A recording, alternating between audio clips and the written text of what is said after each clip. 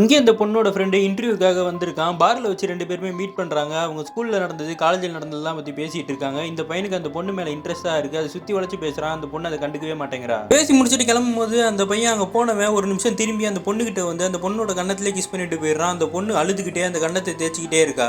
வீட்டுக்கு போகும்போதும் அழுதுகிட்டே கண்ணை தேய்ச்சிக்கிட்டே போறா. அப்பார்ட்மெண்ட்ல குளிக்கும் போதும் கண்ணை தேய்ச்சிக்கிட்டே இருக்கா. உட்காந்து அழுதுகிட்டு இருக்கும்போது ஃப்ரெண்ட்ஸ் எல்லாம் என்னாச்சுன்னு கேட்கும்போது மாடிக்கு விட்டு போய் நடந்த விஷயத்த சொல்றா. பசங்க எல்லாருமே இப்படி தானே அந்த பொண்ணுங்க அட்வைஸ் பண்றாங்க. அதுக்கு அந்த பொண்ணு சொல்றான், என்னோட க்ளோஸ் ஃப்ரெண்டு தான், சின்ன வயசுலேருந்து எனக்கு நல்லா தெரியும், அப்புறாணியான பையன் தான். ஆனால் இப்போ திடீர்னு இப்படி பண்ணுவான்னு எதிர்பார்க்கவே இல்லை. பசங்கன்னா என்ன வேணா பண்ணிடலாமா, அவனை நான் என்ன பண்ண போறேன் பாருன்னு அந்த பொண்ணு சொல்றா. இந்த பொண்ணு கிளம்பி அந்த பையன் வீட்டுக்கே போறான். அவன் பதறி போயிடுறான். அங்கே போய் அவங்க அம்மா, அவங்க அப்பா, அவங்க அக்கான்னு எல்லாருக்கிட்டையுமே மீட் பண்ணி பேசிக்கிட்டு இருக்கா. சாப்பிட்ற இடத்துலயும் உட்காந்து பேசிக்கிட்டு இருக்கா. அப்போ டக்குன்னு அவன் கண்ணத்துக்கிட்ட போயிட்டு இப்போ நான் உன்னை கிஸ் பண்ண போறேன், நீ என்ன பண்ண போறேன்னு கேட்குறா. அதை கேட்டவன பயந்து போயிடுறான். அந்த பையனோட கண்ணெல்லாம் கலங்கி போயிடுது. இந்த பொண்ணு 1 2 நின்றுட்டு அவன் கிட்டே கிஸ் பண்றதுக்காக போறா. எல்லாரும் பார்த்துக்கிட்டே இருக்காங்க. ஆனால் அந்த பொண்ணு கிஸ் பண்ணாம வெளியே வந்து இவங்கிட்ட இவனை மிரட்டிட்டு இன்னொரு தடவை யார் உரிமையும் இல்லாமல் அவங்களை கிஸ் பண்ணாதுன்னு சொல்லிட்டு போறா.